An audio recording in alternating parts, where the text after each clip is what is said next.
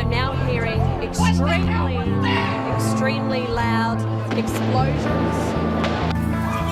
It is the deadliest terror attack in France in decades, unfolding in a horrific few minutes in broad daylight in the downtown streets of Paris. Chilling new reporting tonight after the terror attack inside that Christmas market. A truck plowing through the crowd. Breaking news out of London, a deadly terror attack overnight. Looking live here at the aftermath, a heavy police presence on the London Bridge where the attack began. Evening, the heart of Melbourne is in lockdown after a bizarre rampage turned deadly on Burke Street. On the shooting attacks on two mosques in the New Zealand city of Christchurch, 49 people are known to have died. Have a breaking story that's unfolding right now in the CBD of Sydney. A man going on a violent rampage through the city with a machete, as we understand it. Breaking news in Texas this hour. A shooting at a Walmart has led to multiple deaths and more than 20 people wounded. In air thick with tear gas inside an underground station, Hong Kong police last night resorting to ever harsher tactics. Students scuffle on campus at the University of Queensland. The violence began with a face-off. Terrorists freed from prison had murdered 2 people and injured 3 in a shocking attack in the heart of London.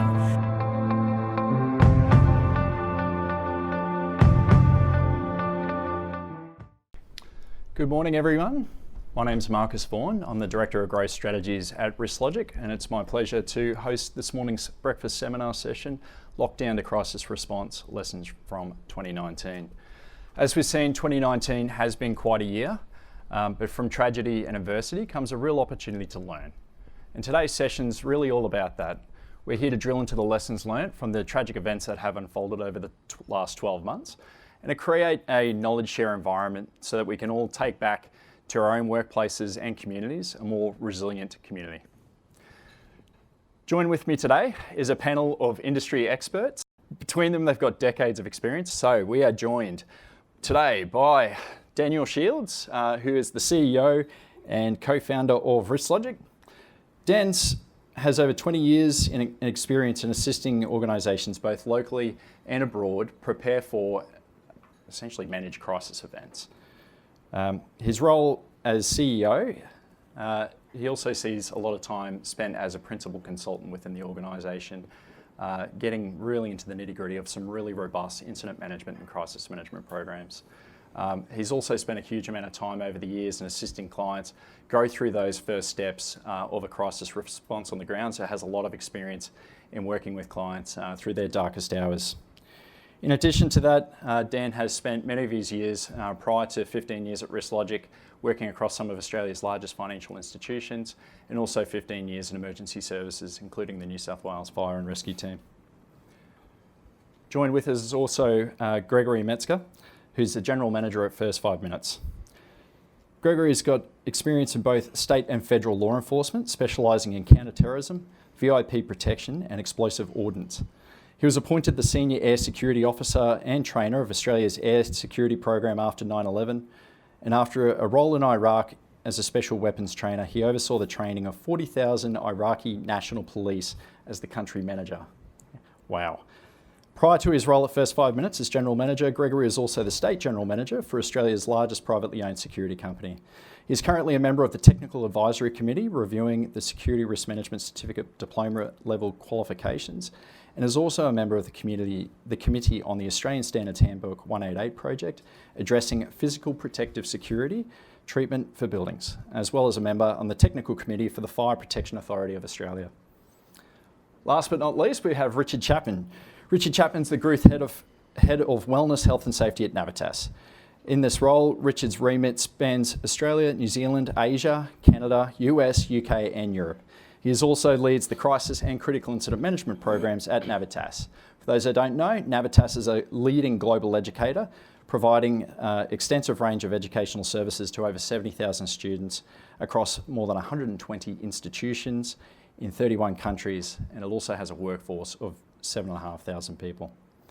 Richard's worked with leading organisations for 20 years across a range of industries, including education, finance, defence, government services, property, transport and pharmaceutical, focused on achieving the performance improvements for the organisation's most important assets, their people.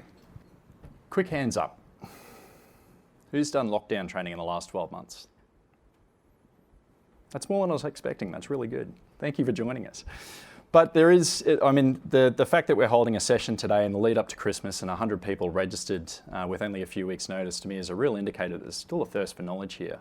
I have to admit, personally, I've spent a lot of time walking downstairs to the sound of an emergency alarm, but I've never done lockdown training.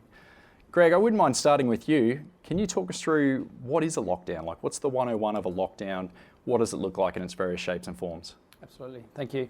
So lockdown is exactly how I feel right now, because I'm used to walking around and getting amongst my people, and I've been told I have to sit here and not move.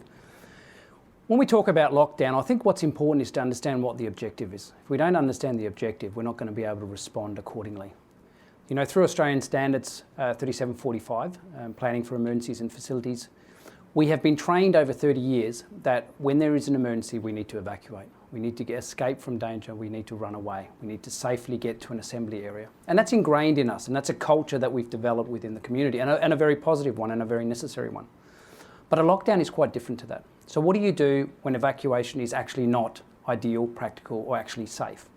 That's when you have to go into a lockdown.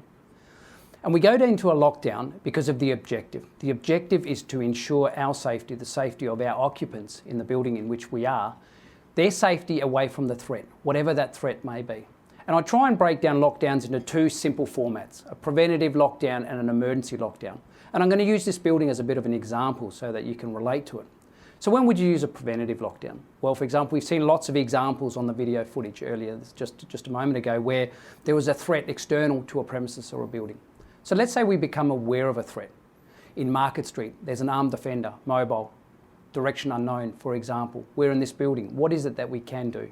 Well, we need to do a lockdown, an immediate lockdown, a preventative lockdown. We have an external threat that we want to keep out of our building. That's what's important. And before I go on, while I'm talking to you about this, and you're hopefully listening to what I've got to say, I want you to actually consider and think about how you would practically do that in the place where you work. How would you actually practically apply what we're talking about? Because I found that it's less of a problem that people don't understand what a lockdown is, but they haven't considered appropriately what is necessary to actually conduct a lockdown. So preventative lockdown, an external threat we want to keep out. There's one in Market Street, for example. We don't want that threat to come into our building, so we conduct a preventative lockdown. What's an emergency lockdown? Well, the threat's already within us, so it's already within the building. So let's say there's an active armed offender, mobile on level 3, for example. What is it that we can or need to do? We can't do a preventative lockdown, can we? Because we don't actually want to stop people from getting away. So possibly we'd allow people to evacuate below the area of threat. But those people that can't safely escape will have to do an emergency lockdown. So they'll have to lock down in situ, in their location, be it their workspace, be it their floor. They need to do an emergency lockdown, again, to prevent that threat from getting to you. And what does that look like? Well, physically speaking, you know, a building such as this, preventative lockdown, we want to lock all external doors and windows. No one comes and no one goes. We draw the blinds, we put out the lights. We remove people from the lobbies or the ground floor areas that are visible from the outside. We move them into areas of the building that are safer. If it's a hostile vehicle attack and we're doing a lockdown, as was the case in Burke Street, 20th of January 2017, for example, you know, we would move people away from the ground floor so that they're safe from a hostile vehicle attack. So we lock the doors, we lock the windows, we draw the blinds, we put the lights out, we pretend no one's home. We notify our occupants that we're in a lockdown and the reason for a lockdown. Not to alarm people, but to notify people, give them an understanding as why it's important that they comply with the instructions that they're being told. An emergency lockdown, we need to immediately respond. So we're in this room now, we become aware of a threat inside this building. We need to lock down our area of responsibility. We need to ensure the threat can't come to us. So again, how do we go about that? We lock the doors, we close the windows, we turn the lights out, we draw the blinds, we barricade the doors. We never just rely on the systems that are on the door, the locking systems. We barricade the doors. We put our phones on silent, we turn our vibrate off, we advise the police of our location via 000. We lay down on the floor, we protect our heads, but we keep our ears open for listening, and we await to see what happens. Because emergency lockdowns need to be enacted immediately. So how would you do that in your building? That's what's important. And we've done a lot of training with schools, for example. You know, an emergency lockdown would be something that they would enact if there was a threat on the campus. There's somebody in the playground, on the oval, they need to do an emergency lockdown immediately to lock down each building. A shopping centre, you know, a lot of shopping centres are well trained in this aspect. You know, if they hear the tone lockdown, lockdown, lockdown, you know, there are shopping centres who have trained their tenants to, with safety, move to the front of the store, looking about to ensure it's safe, gather people into the store, pull down the shutters, lock the shutters, put the lights out in the store, remove everyone to the back storeroom or the kitchen, wherever they can take people, lock that door, barricade that door, put the lights out, phones on silent, vibrate off, lay down on the floor, ensure you're safe. So that's the idea of a lockdown and when you would have to enact one. That's raised a really interesting point, though. A lot of areas which may need to go into lockdown might not necessarily just simply be able to lock a door. I'm thinking about open precincts. What is that like? How does that differ, and what does that look like in an open precinct like that? Absolutely. So quite coincidentally, you've happened to put up escape, hide, tell. Escape, hide, tell. Has anyone heard of that? No? We should all know it. We should know it. And it's known by different names, same concept though. They refer to it as escape, hide, tell here in Australia, run, hide, tell in the UK, a run, hide, fight in the US, or some places use ALICE, alert, lockdown, indicate, counter, evacuate. It's all the same thing, escape, hide, tell. So escape, hide, tell is the level that you, sorry, touching your leg here, mate. Escape, hide, tell is the level that you move to if you can't do a lockdown, okay? And again, let's have a look at the objective and the concept. It's to get away from danger. So Australia released a strategy in 2017. It's Australia's strategy for protecting crowded places from terrorism. And in that strategy, they focus on 4 core threats: hostile vehicle attacks, improvised explosives, chemical weapons, and active armed offender. Now, active armed offender, we used to all know as active shooter. I'm sure we've heard that term before. The reason it's called active armed offender now, because firearms are not the only threat anymore. There's all sorts of axes and edged weapons that we need to be aware of. So it's called an active armed offender policy or guideline. And what the strategy talks about, it identifies that urgency is required. We need to identify immediately that we're in that type of threat environment and we need to be able to respond accordingly. And the reason being is because most active threat incidents are over in less than 2 minutes, certainly less than 5 minutes, and mostly less than 10 minutes. So it's very quick. You need to be able to recognise what the threat is and know how to respond accordingly to that threat. And we need to have a look at the definition of what an active armed offender is. So it's an individual or group of people intent or engaged in killing and attempting to kill as many people as possible and demonstrate their intention to continue to do so whilst having further opportunities to hurt or harm people. And so we need to get away from that danger. And if we can't do a lockdown, what's the next best thing? Escape, hide, tell. So what does that actually mean? Escape means getting away from danger any way that possible, whether that's crawling, running, whatever you need to do to get away. That's why we don't just call it run here in Australia, we talk escape. By any means we need to get away from danger. And we need to get away with the focus, knowing where we're going. So I wonder how many of you would actually know where the escape routes are in your building, where the safe rooms are in your building.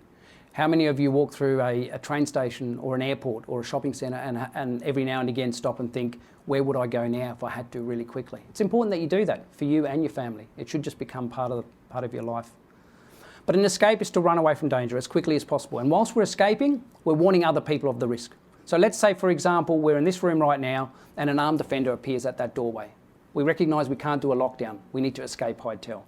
So we escape. We run away from danger as quickly as possible.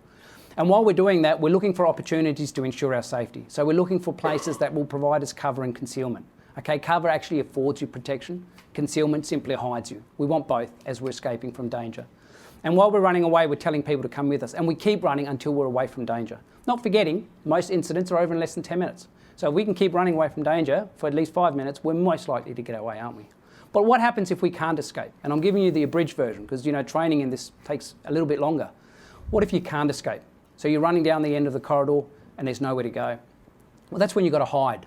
So what does hide mean? Hide is exactly the same as what I told you in relation to emergency lockdown. If you can find a room to run into, lock the door, barricade the door, lights out, etc., then that's what you do. And you stay silent in that room until it's safe to come out. If you can't, maybe you can only find concealment. Maybe the best option, because you're at the end of a dead road, is to hide under a bench or behind a curtain. You've got to do something. And all the time, whilst we're escaping and whilst we're hiding, we've got to be open to change that plan.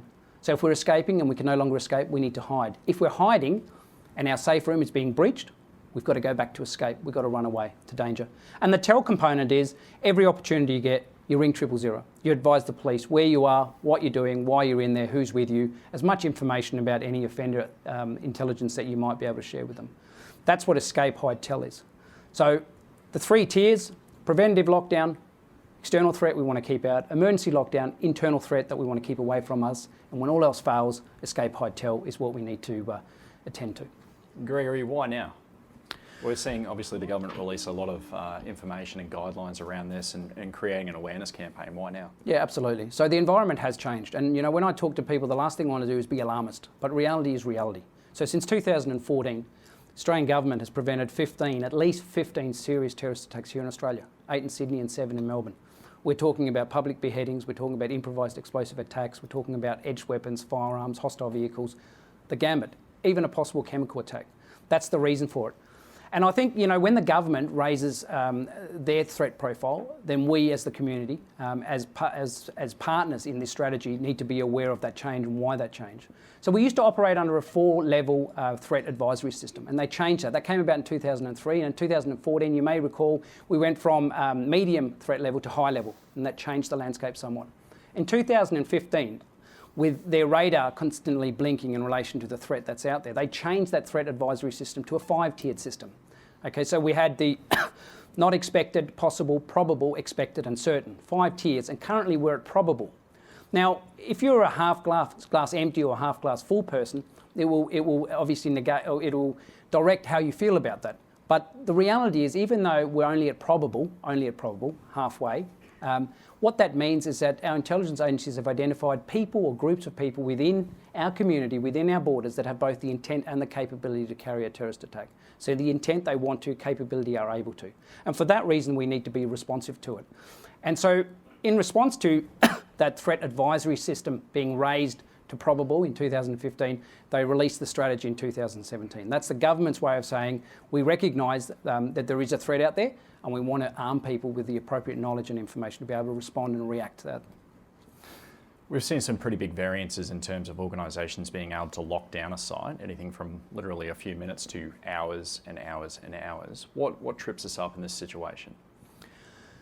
Failing to prepare, primarily. It amazed me that after the 20th of January 2017, when Demetrius Gargasolas ran those 6 people down in Bourke Street in Melbourne, I honestly thought after that, when we reached out to our clients and our community and said, do you need some help with lockdown? I expected most people to say, no, we've learned our lesson. We know we've got to do something, but nothing changed.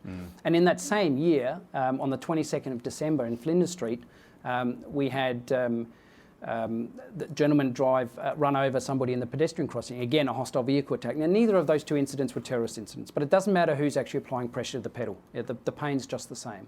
So where we're tripping up is that we're not learning from it. We're not learning from it. We're not recognising that the environment has changed. We all like to live in the 60s and the 70s, but we can't. We've got to live in today. We've got to be able to respond and prepare appropriate. And the onus is on us. When we have people in our buildings that we need to look after, when we need to ensure their safety, the onus is on us to have the appropriate knowledge and to do the appropriate training.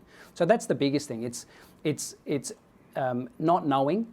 And for those that do know, not actually doing something about it, And just very quickly, an example is, the standard requires you to do an annual evacuation. So most people do the evacuation because it ticks that box, doesn't it? It doesn't require you to do a lockdown.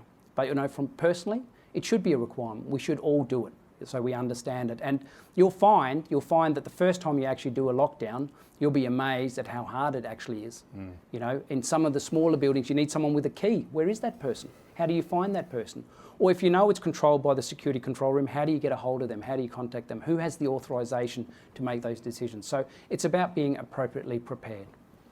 Dan, you've spent a lot of time working with clients in that operational response right up to that strategic response. What's your take on that in terms of slowing things down?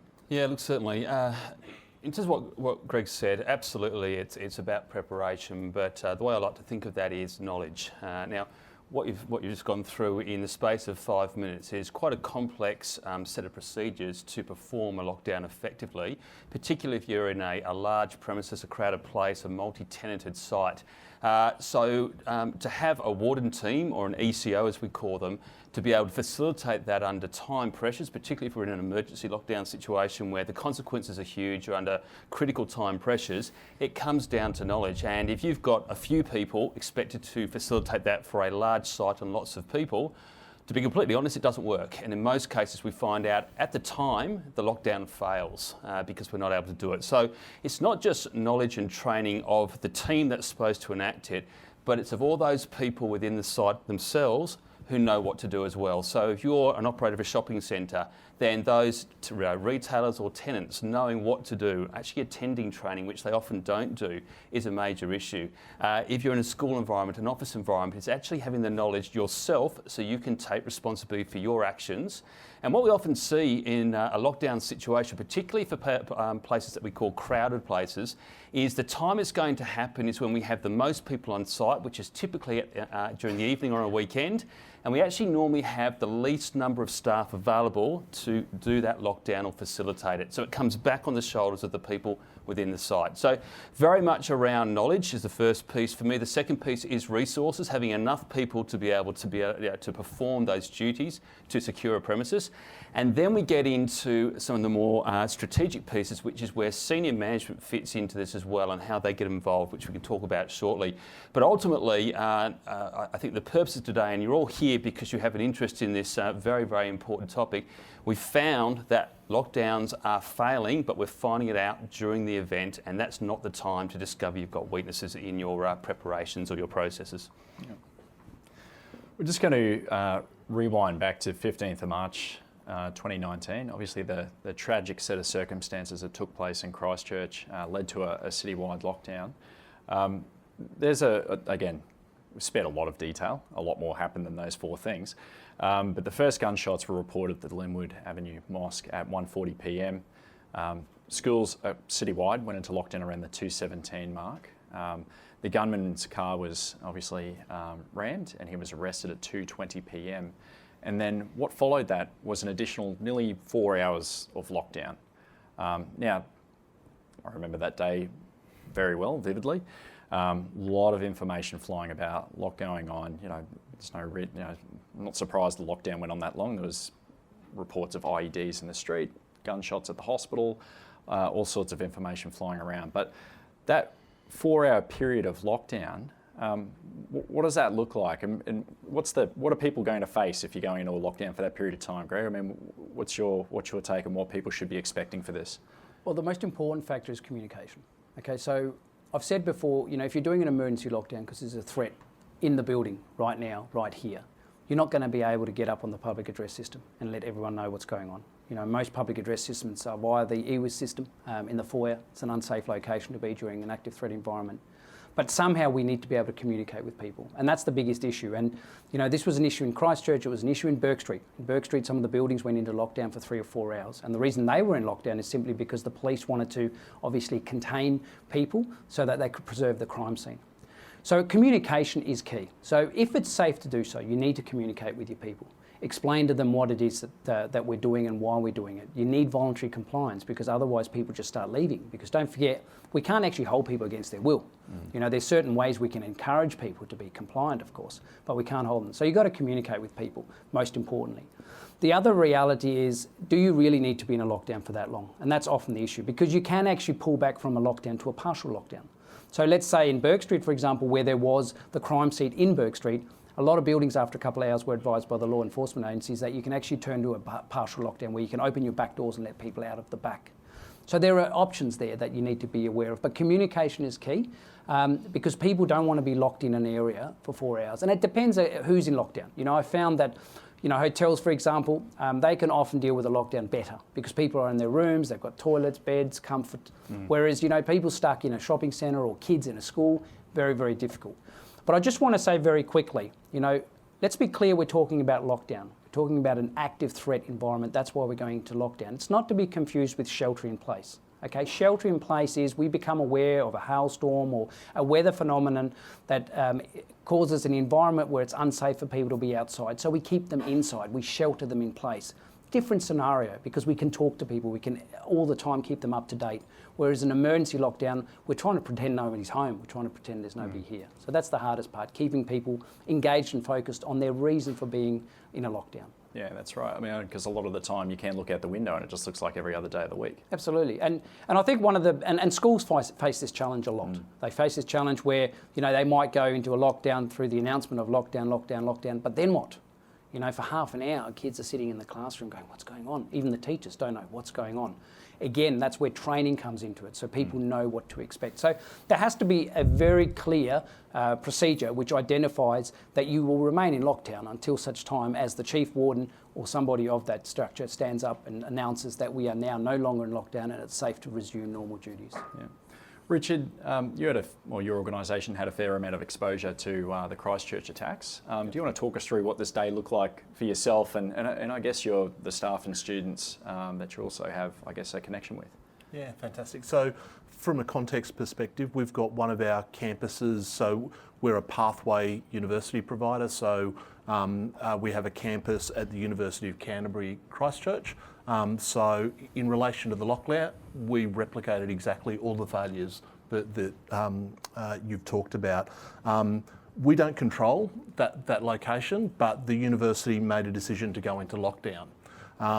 What we found is there was an inability to lock the doors at the university, and universities have a very open approach to things, and so people just hadn't thought about that. So the responsibility was on the university security staff to lock down the building. They have dozens of buildings to lock down, and they just didn't have the manpower to go and do that.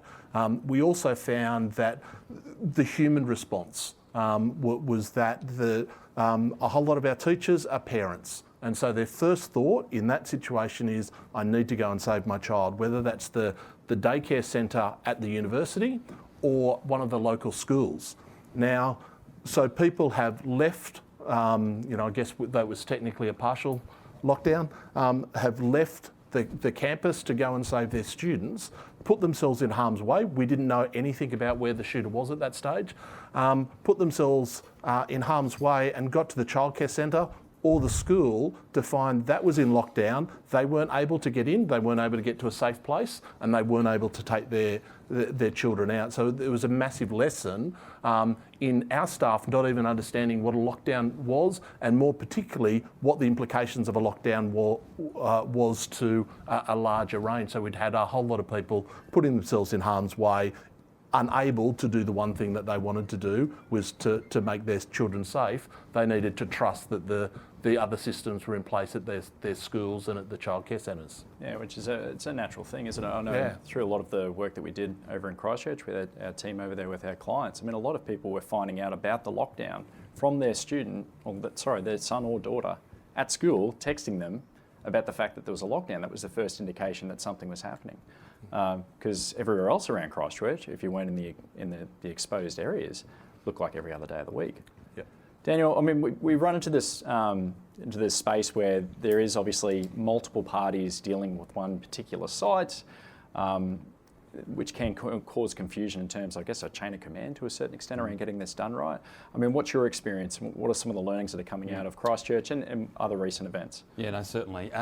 So probably just to put that in context, I think, Richard, I can say for Navitas, there were also some students directly involved in the mosques themselves, which added another complication in terms of the response that Navitas had to go through as well. But look, lessons from Christchurch. So we had our own office there, along with numerous clients, and what we engaged with those clients following the event is a series of debriefs to understand for them what worked and what didn't work. So some of the key lessons that came out to reinforce what we've already talked about, the first one was communications. The question for yourselves is that if you had to broadcast a message to your site, and particularly again if you've got a complex multi-building site, would you get that message across to every part of the site, or are there black spots where people won't get the message, won't be able to hear it? And what we typically find in lockdowns is when you do that lockdown message, there are people that don't hear it and therefore can't act on those instructions. And then for you to try and get around and ensure that all parts of the site are in lockdown is resource intensive, but also potentially unsafe to be able to do that. So coming back to that communications, can you communicate to everybody? How do you communicate to everybody? One of the really big lessons that came out, though, was an understanding of roles and responsibilities in a lockdown. Now, I've surveyed every executive team I've worked with since March 15 and asked the question, what is a lockdown for you? Do you know how your organisation would perform a lockdown, and what is your role in lockdown? And in almost every case, blank stares, don't understand. We are there to direct a lockdown, which is not the role of senior management. When we come down to the site itself during a lockdown, understanding who is responsible for enacting a lockdown, and there is a misconception that police will lock you down. And that is a very, very clear piece that we've understood in the community. Police are not there to lock your site down. Police may recommend a lockdown, but it is your chief warden and your emergency control organisation that's responsible for your site. There are duty of care issues, and they differ depending on whether you're an education institution, you're a commercial site, a crowded place. But understanding your duty of care is really important. Making sure your warden team actually understand how to do that, and as I said earlier on, the knowledge within your tenants or staff or whoever to be able to take responsibility for their own safety as well. These are key things. Coming back to the point, one of the other really big things we saw from Christchurch is the physical logistics of lockdown, and being able to lock doors, being able to get signs up, knowing whether you can let people in or not let people in, whether you can even let people leave. Again, a misconception that you can hold people against their will during a lockdown situation, that exists, and you cannot hold someone against their will. At the same time, you don't want to place you or your staff in danger if they try to leave. Communication, social media is another really big driver, and what we saw in Christchurch is there was so much information within people who are in a lockdown situation, communicating, talking about what they think is happening, and that starts to create conflict with the warden team who are trying to enact that lockdown. So these are some of the things that we saw as very obvious lessons that created problems for organisations and people in terms of being able to have a safe environment whilst you've still got an active threat. Yeah, that's a really good point, Dan. I think, as I mentioned before, that period of time, huge amount of information flying about. So if I think about that in terms of, I guess, a crisis response, we're starting to get information in, a variety of information through, some from a trusted source, maybe some we don't know. Like how does a leadership team essentially go through that process of working out what's true and trusted and what's not? Yep. Well, the first part of that is the leadership team actually understanding what their role is. And the leadership team is not there to enact a lockdown in an emergency situation, nor control a lockdown. What they're there to do is to manage the implications of a lockdown situation. So if we do have a lockdown and it goes well and there are no harm to people or damage to property and the lockdown is lifted, then that is an incident that's reported, assessed, and should ideally closed down at that point in time. However, if there is a lockdown situation that either is not performed correctly and people get hurt, or the active armed offender is within the building and causes harm, then that is a situation that needs to be escalated up into the senior management team, and that's when we get into a crisis response. When we get to that point, though, it's about understanding how we respond as a senior management team, and information management becomes so critical. So having a very clear escalation process, and I'd ask you all to go away and think about whether you do have a well-documented, simple-to-use escalation process from the ground level into senior management. If you don't, you must have one because it will typically fail if you don't. But knowing when to escalate, and then the senior management team collecting the right information to be able to make good decisions. And what that ultimately involves is strict protocols around how you use information. And that is about asking firstly the question, if I get a phone call or I get a text message or I get a report from someone, where's it coming from? Is it reliable information or is it second, third or fourth hand information?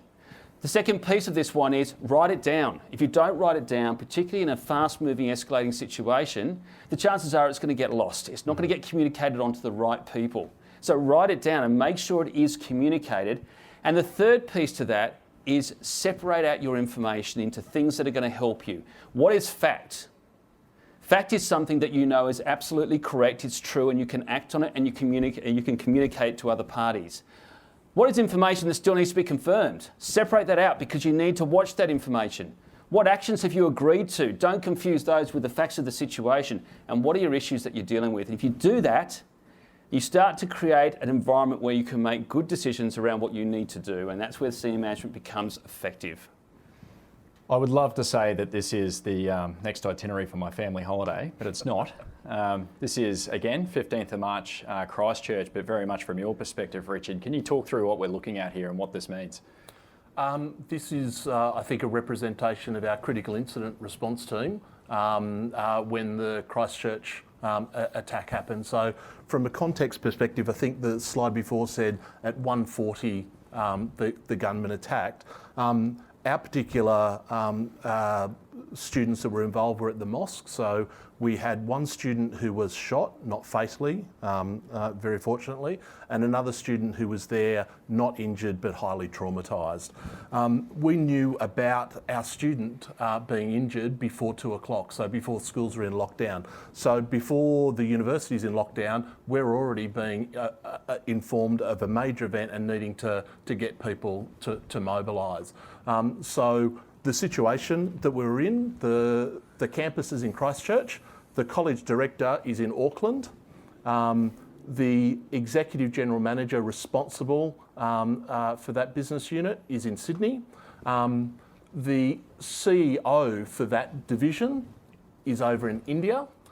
The marketing person was in Singapore at the time. Really important that they're involved because they're the link to, so we work with international students, so they're the link to the source countries, the families, the agents who are all going to want to know information. We've got a communication person based in Perth, and then I was taking a call as I was paying for the taxi at Brisbane Airport. And so inside Brisbane Airport, I'm responding to a crisis as I'm watching that. I'm also seeing news reports saying the first news reports are just coming out. So we're already actively having our critical incident team activated. We'd escalated it very quickly because we knew there was a student injured, and so we were starting to activate our protocols. But in fact, what we found is at the campus, we had no one who'd been through the training there in person.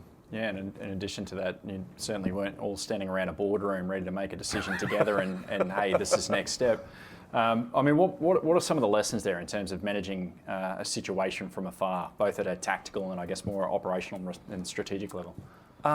So I guess from our perspective, we always knew when these events occur, this is representative of how our business operates. And so we always took an approach that it needs to be an agile team. We need to have multiple people with the capability that can be called on for the different situations. So we already had that built in. We had engaged the local team in Christchurch around crisis and critical incident responses because it was a major concern for us. Active shooter wasn't on our mind when we thought about that. So actually having the program, so we'd train people, we had teams available, we had plans to respond to, and people were aware of their roles. That was fantastic. We always knew that, you know, even though we run the training with everyone in the boardroom, we were going to need to respond in situations that don't replicate that, and using the technology that was available to us and the communication was really critical, and providing the support to people on the ground that just hadn't been through that training, and how do we get them up to speed and know what to do in those circumstances as we mobilised the team to get the college director back to Christchurch and the executive general manager from Sydney across there as soon as humanly possible. Daniel, we're about to walk into Christmas holidays. Yep. That's going to be representative of nearly every leadership team, hopefully, from a holiday perspective. I mean, any thoughts for walking into this situation where we're not all going to be around a boardroom together making decisions if something occurs? Any, I guess, general advice leading into this interesting period of time where we're all going to go in separate directions?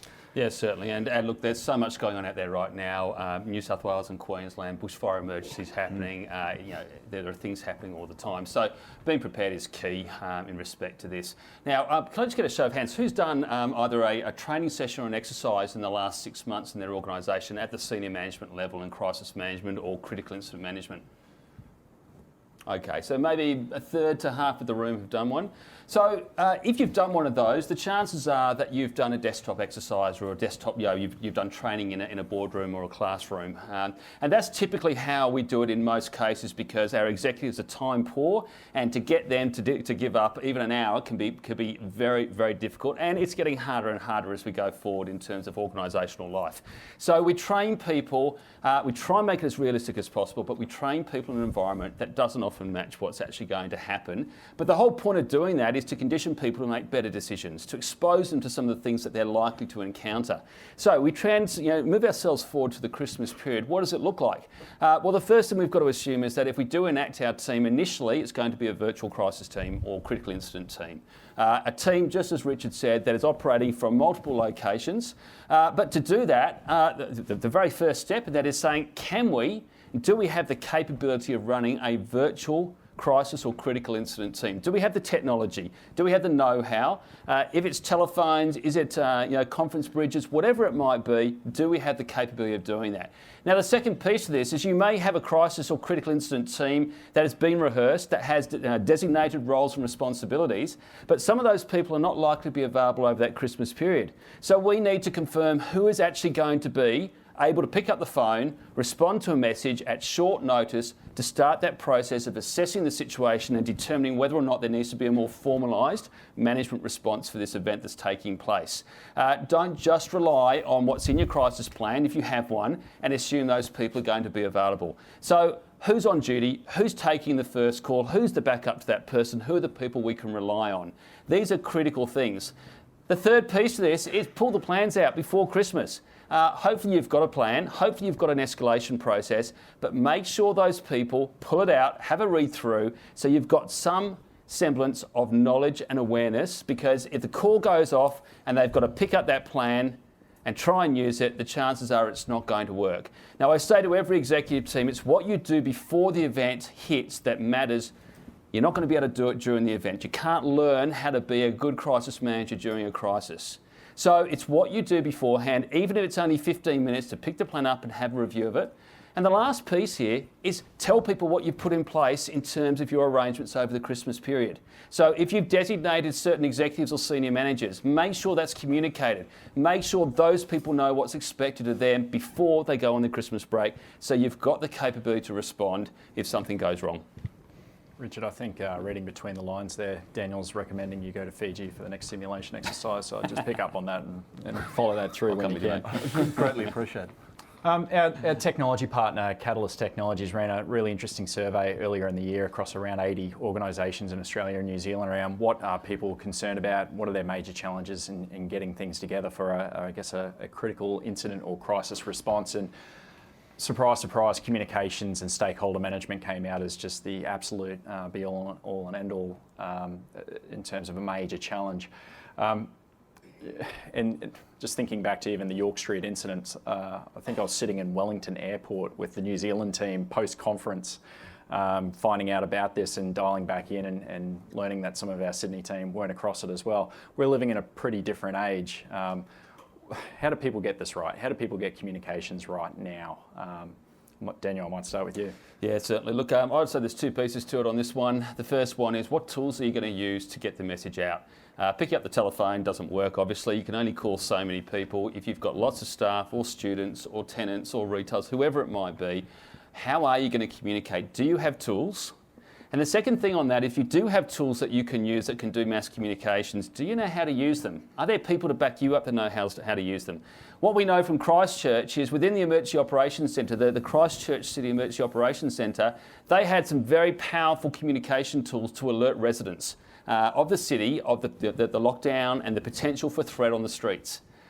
What I was told face to face is they didn't use them.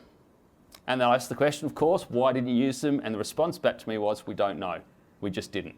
Now, they could have communicated to every resident in Christchurch and given them up-to-date information on a regular basis. So that is a lesson for all of us, is if you've got tools, you've invested in tools, you spent time setting them up, you don't know how to use them. If you don't know how to use them, they're a waste. So that's the first piece. And the second piece to that is, what are you going to say to people? If you aren't prepared and planned around what you're going to say and how you're going to say it, then it's going to result in delays. But worse than delays is confusion. We've got to get the right message out to people, particularly if we've got an active threat in our environment. So we've got to rehearse. And that comes back to our ECO and our warden team. This is not a senior management responsibility, it's a warden responsibility. And that's where we need people to turn up to training, take it seriously, spend the time in terms of learning what to do. Gregory, from a tactical response point of view, anything to add in terms of getting that right quickly? So who knows what the alert tone sounds like in a building for a fire? Does anyone know what the alert tone sounds like? Who'd like to volunteer to make that noise? Someone? I do it in training all the time. It's the beep beep and the whoop whoop. That's right, the beep beep and the whoop whoop. Everyone knows it. It doesn't matter where you work, where you've come from, where you're going. Generally, most people know when you hear the beep beep, it's prepare to evacuate. If you hear the whoop, then that's to evacuate, right? Hopefully the system is clear on that. But people don't know what to announce in a lockdown. And it's something I want to cover to go on from what you've said. So, you know, my advice, our advice as industry experts is make the announcement that it is a lockdown. Don't play songs or any sort of other tactical things that people come up with. Why? Because you need to know what to do and when to do it. And the best way to do that is to have lockdown, lockdown, lockdown. Beep, lockdown, lockdown, lockdown. It's that simple. And it's not alarmist. And that message is relevant in both a school setting, in a shopping centre, in a corporate building. It's telling the truth as to what you need people to do. Don't play musical songs. Contractors, other students, visiting teachers, visitors to your shopping centre don't know what that means. Okay, it's going to create confusion. Make the message clear that it is a lockdown and so that people know. So that's the first thing, and I hope that some of you thought about that while we're talking, that you actually thought, how would we announce it? Because a lot of people think, shh, we don't want to upset anyone. People are upset. There's an armed offender in the building. I can assure you they're upset. And you know what? The armed offender, he or she, they know they're there as well. So we're not giving away any secrets. So tell people it's a lockdown. There's an armed offender. We need to go to lockdown. Because when people know what it is that you need them to do, they're more likely to do it and do it quickly and understand what they need to do. So that's the communication part that I think is really important. And we don't quite have it right yet here in Australia. Richard, anything you'd like to touch on, I guess, in your experience in particular from Christchurch or other recent events? Look, I think the technology is really important and being able to use that to the best of that capability. And I think also thinking about things, and we're thinking about it differently. So, you know, we primarily are dealing with students. So getting the messages out to students, we're very good at. At the end user piece, in this particular instance, we know we've got 2 students directly affected. We had another 30 students locked down at a museum. And they're messaging to families around the world, and we're trying to go and identify out of the couple of hundred students that we had in Christchurch who was safe. And over a 24-hour period, multiple messages requesting feedback, we were still left with about 10 that we hadn't heard from. And so for all the technology we had in the world, the EGM and the college director drove around Christchurch on Saturday afternoon, evening, knocking on doors, just to find out if the students were safe and that we could, you know, lock that piece of information off, that we know who's in danger and who's safe. And so that was a real learning that we're still struggling with. How do you do that? Because you're seeking information back from students and they're more interested in watching the live stream or communicating with their families. They're not necessarily thinking as we would, you know, like them to be thinking, because they're 18 to 25-year-old students who have a very independent life. Yeah, it's a really good point, isn't it? It's a pretty diverse range of mediums that we're dealing with now. I mean, just assuming you put something up on Facebook doesn't mean that everyone's on Facebook. Yeah, and thinking about that customer base and who you're actually communicating and how they interact with that's really important. Yeah. I'm just going to touch on briefly, I guess, some of the human impact elements of this. Christchurch was obviously, they're a very resilient people, number one. I think they're always expecting a natural catastrophe after what they've been through in the last few years. It was a very different mood post the attacks in terms of the effect it had on people. What are some of the lessons that you've heard, I guess, around that human impact piece and getting it right to support people in the right way? I think the first piece that we took advice from our employee assistance provider, and we were very convinced that a prescriptive response was not the way to go. We were very careful in deciding how we were going to work with our employee assistance provider, what that support looked like, and really importantly, what the timing of that response was going to look like. So people were aware that the counsellors were available for everyone at any time. That wasn't a beep, beep, beep. No, or a whoop, whoop. So that was really critical, that people knew that support was there, available for them, so they could engage with that when and if they needed to, but actually looking at that wider response and how we were going to respond to it. And what was critical for us was, you know, what I call the pulse at the campus. What did our students and our staff need, and actually reading that and communicating to our staff and students and understanding what they need and then being able to respond. And so we brought in counsellors and had some debriefs and they had the opportunity, but it was an opt-in activity rather than being prescribed and compulsory, because people deal with crisis and their own resilience and their own psychological response very differently. And so that was really important for us, and certainly some of the lessons, and that's not just a one-day event, that's you respond and then there's other activities a week later and other activities a month later, and again it's that to and fro of information to understand what that need was. Certainly our experience through the counsellors was the response and the need for counselling and support services following that attack was exponentially higher than when they had the earthquakes. And so the takeaway for our counselling services was very much the natural disaster requires a lot of response, but that man-made disaster, that cut to the core of people, and so that really tested their resilience. Daniel? Yeah, if I could just add to that. So one of the things I always talk to people about when it comes to trauma management is stress builds on stress. If we take Christchurch as an example, it was a city that was still, even though it's a number of years down the track from the earthquakes, a city that was still struggling with the rebuilding process and people that were vulnerable. So when you put this attack into the mix as well, people reacted quite differently to what we expected there. They weren't ready for it, and they're very conditioned to respond and have got themselves ready for another earthquake. So natural disasters, they can do that because they've done it, and they've done it many times, and they expect more to happen in the future. So that's okay. It's stressful, but it's okay. Being an attack of this nature, though, was something people didn't expect. So you already had a vulnerable community. You throw on top something which is completely outside of their expectations and what they were thinking about. And of course, you had a very quite a strong reaction. So whether it's something like that or it's someone in your own workplace, if they're going through financial issues, medical issues, relationship issues, and they're already dealing with a lot of stress, and they're put into a situation like a lockdown, stress does build on stress, and they may react differently to other people.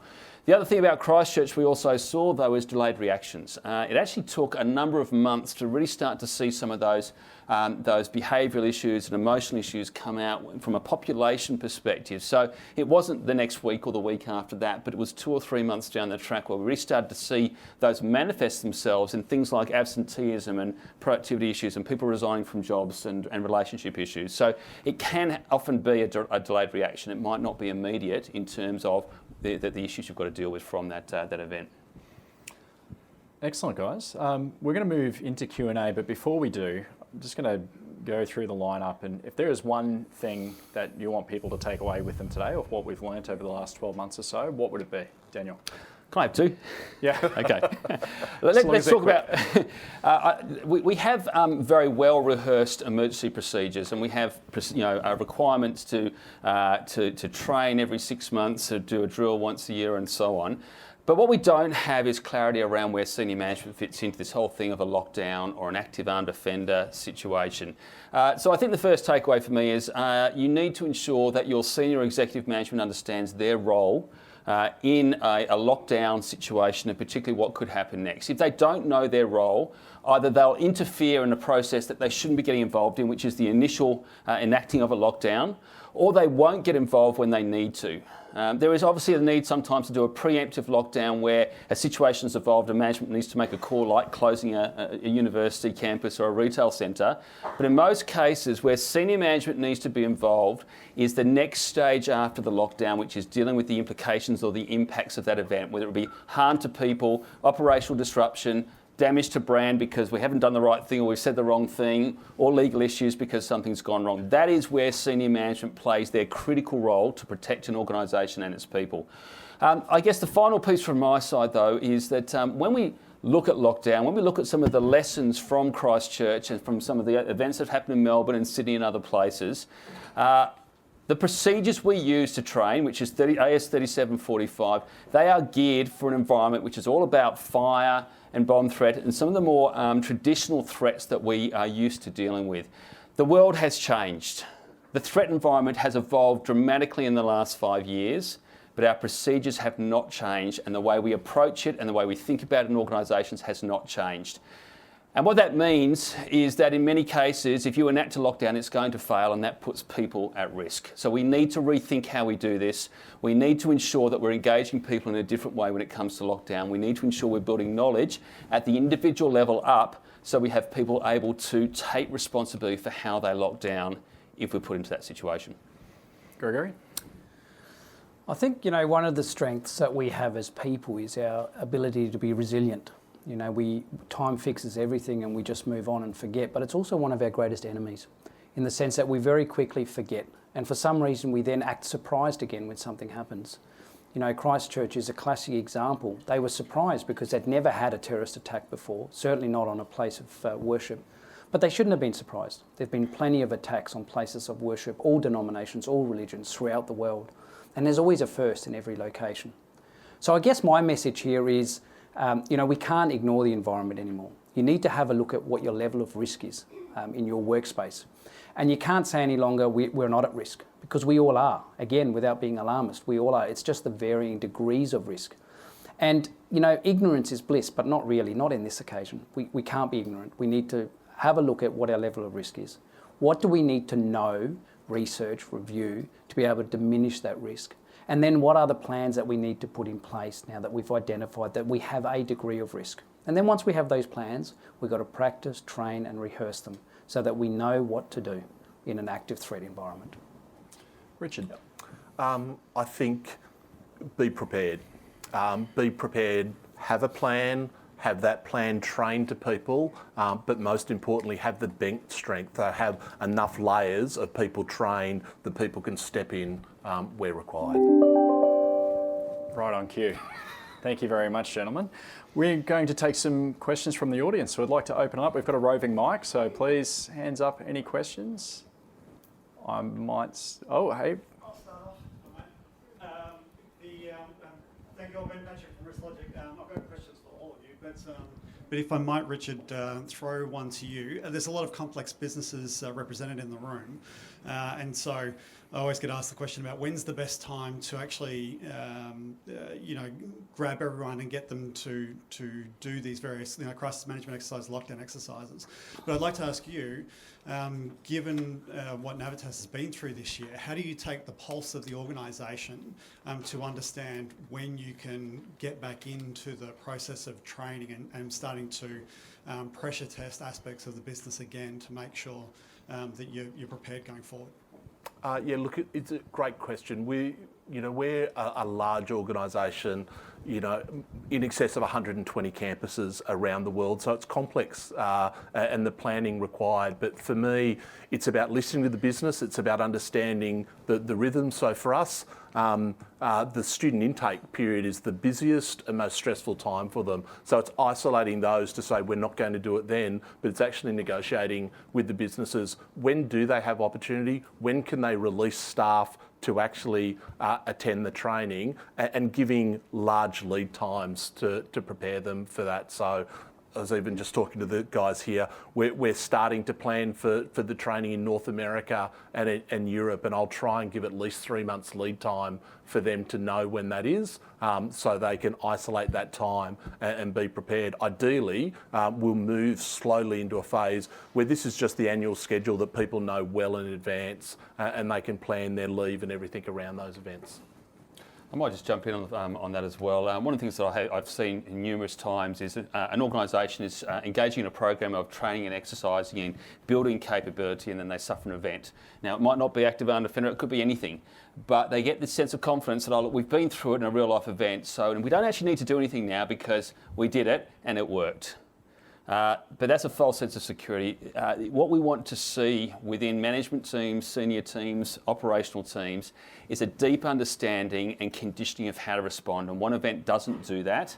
And sometimes, in every event, there's an element of luck that comes into how you respond as well. So the caution there is that if you have experienced an event or something's happened, it's not a reason not to continue to build capability within your organisation. It's actually an opportunity to take it further and say, okay, look, we did well there, but these are some of our challenges, but let's keep that going so we do better next time. And sorry, I might follow off. It's also leveraging the opportunities. So this happened to one of our campuses in our Australasian business. In that particular division, there's 15 university campuses. Within 2 months, RiskLogic are running training for us for all 15 of our colleges, because the overwhelming feedback was, what if that was us? We don't know what we would do. And so it's taking the opportunities that come, whether it's an event that happens for your business or others, but it's actually taking the opportunity that comes from those things. Stuart Jones from First Century Investors.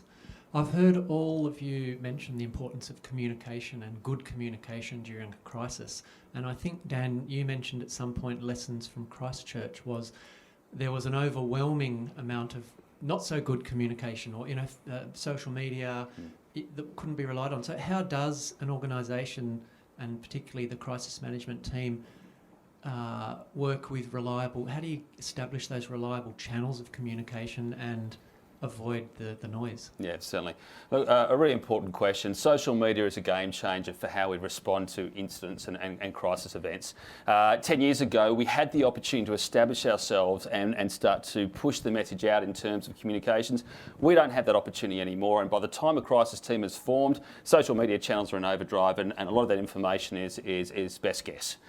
So the answer to the question there is, firstly, understanding what reliable channels actually exist. So if you've got a comms team and they're monitoring social media, whether it be Facebook, Twitter or other channels, there are some very reliable ones that you can use to communicate, and that's obviously police media. When they put tweets out, they're official tweets. Here in Sydney, we've got the emergency alert system. So there's various forms of communication, particularly on social media, that we can rely on.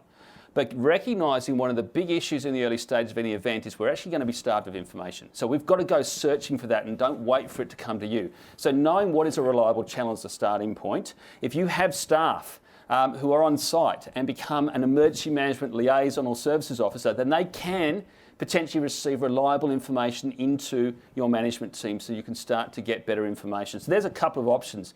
But one of the things that's really important from your comms team, though, is to start to put what information you do have out into those social media channels, which starts to counter some of the chatter that's going on there, and people will start to rely on that. If you've got a web page, a lot of organisations will then set up a web page, and we can have it dark in business as usual times, but you can activate that web page where you can direct people to a place, and that is a single source of information from your organisation where you're putting updates out. So there's a number of ways we can do it where we start to create reliable places to go to get information, and there's a number of channels that we can rely on in all times to be able to get some of that reliable information. Hi, my name is Olga. I'm from Winder Controls. We service mining equipment, and most of the time our people on sites, like in Western Australia, South Australia, how would you train them to look for kind of lockdowns or emergency responses or anything of the kind? Because they would go as a team, say 3, 4, 5 people, they go on team to service equipment or build an equipment. They would rely on the training that mining site would have without them. And situation happens, mining site being mining site. How can we train them? Yeah, absolutely. And it's a very good question. And the reality one, it's quite easy to answer, I think. So you've got a core group of people that travel around together. So they meet and then travel around. Again, it comes back to having a plan and then actually implementing that plan. So I've talked so often about wanting to change the culture. We have a culture in the fire evacuation space. We need a culture in the lockdown space. So that culture is all about training. So escape, hide, tell, as we spoke about before, and lockdown is relevant irrespective of your environment. Whether you're in a regional mining location or otherwise, you need to know how to respond to an active threat through escape, hide, tell. And the reason people need to know is it's the onus of being able to respond accordingly upon recognising the threat is on every individual. Okay, so just to put that into perspective, you know, the FBI have conducted a study in the US where they looked at 168 active threat or active shooter incidents. At that stage, it was just active shooter incidents over a 13-year period. And they identified that in over 69% of these cases, the incident was over within less than 5 minutes. Okay, from the time that the first shot was fired until the incident was resolved through neutralisation or otherwise. And of those 69%, 36% were actually over in less than 2 minutes. So my message here is you need to train those individuals to have an understanding of escape, hide, tell and to know how to respond. I think everyone in your businesses need to know what escape, hide, tell is about and how to respond and react when you identify with a threat. So it's about training. It's about it becoming second nature for these people, because then they can take that knowledge irrespective to which site they're going. It doesn't matter where they're going, whether those 5 people are together or different 5 people are together in a different location. They still have the basic concept, which is the same, and I think that's important.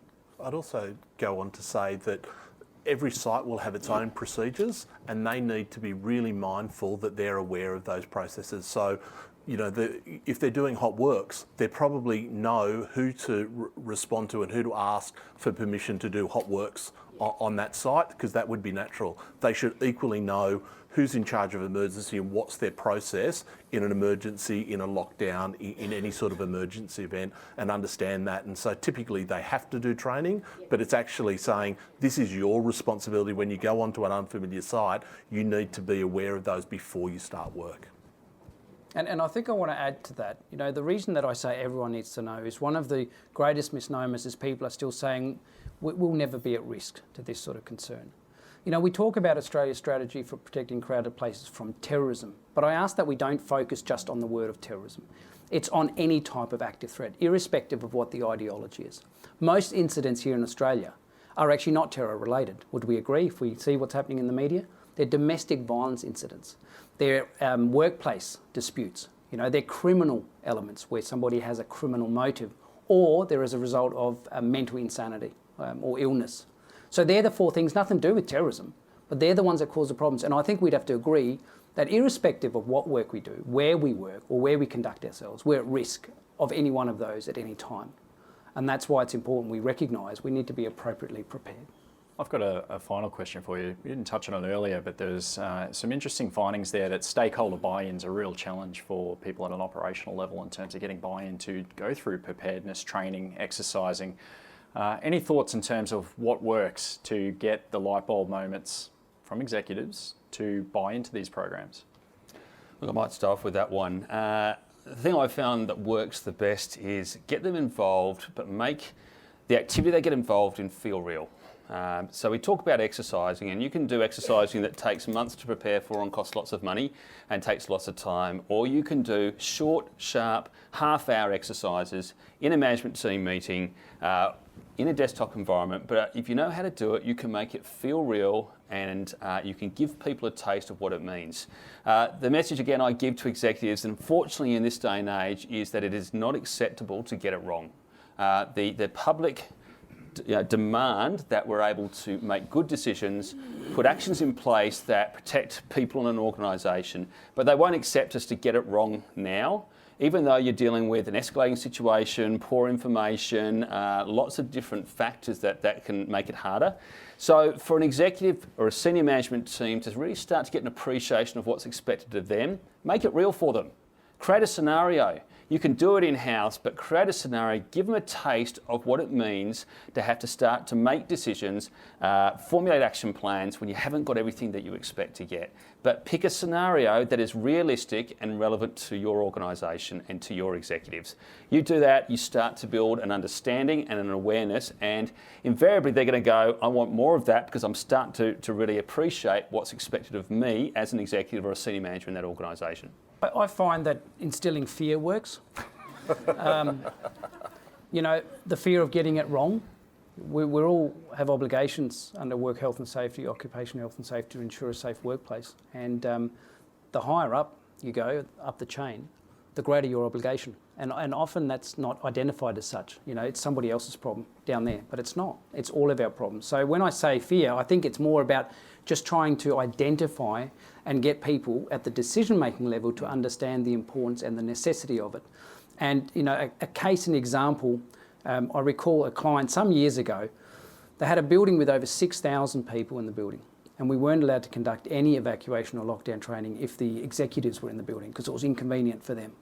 So I would say they didn't have an understanding of the risk and their obligations. So when I say instilling fear, it's through the sharing of knowledge that we need to get this message across. And I might just jump in and then there. The word's industrial manslaughter. It's getting people taking note of what we're saying here, because as company officers, it's been in Queensland for for a while. WA's bringing it in, but ultimately it means that something can go wrong, and it wasn't a deliberate act, but you're still responsible and liable for the outcomes. As board members and senior executives in organisations, if you use those words, they're going to take note because it's getting people worried. I think about the what's in it for me piece. So at the executive level, it's not prescriptive. You've got to work out what's right for your organisation. For me, I find one of the really powerful things is case studies. At the executive level, case studies, and Australia's been very generous in providing those case studies to us, where we see CEOs and chairpeople lose their roles after a crisis. That absolutely gets people thinking about what's in it for me and how do I provide the leadership and sponsorship. Once you have the sponsorship, the rest follows. So a leader, your CEO, your divisional, your executives, telling people this is important to them and they want everyone involved in that becomes very easy to roll out then. Oh, good, excellent. Well, we're right on time. So I hope you found that very valuable. But if you might join me in terms of a round of applause for our panellists.